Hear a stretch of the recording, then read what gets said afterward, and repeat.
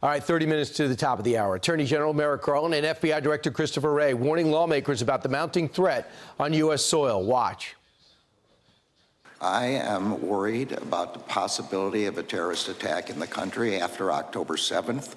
The threat level for us has gone up enormously. We've seen a rogues gallery of foreign terrorist organizations call for attacks against Americans and our allies. Increasingly concerning is the potential for a coordinated attack here in the homeland, not unlike the ISIS-K attack we saw at the Russia Concert Hall back in March. Not good news. Here to discuss is Chief Editor of the Middle East Forum, who served in the U.S. Army Special Forces, Jim Hanson. Jim, your thoughts about our terror watch list right now, out and about, and who's not on it, which should worry us all more.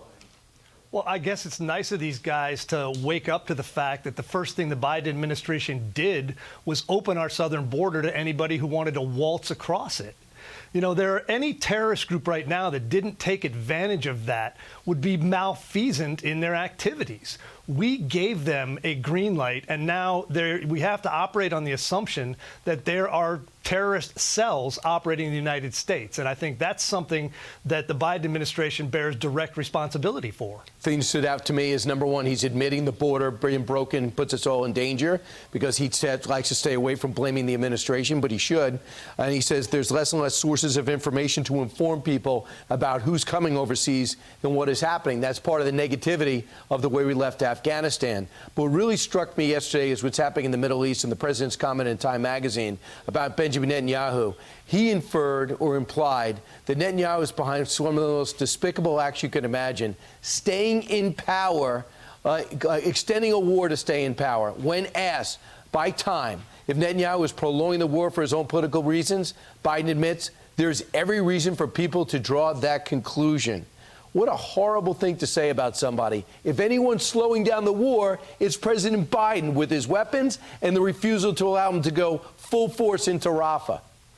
It was an obscene thing to say about the leader of a U.S. ally. I mean, the Biden administration has the mistaken notion that somehow Israel is the problem, the Palestinians are the victims, and Iran is the solution.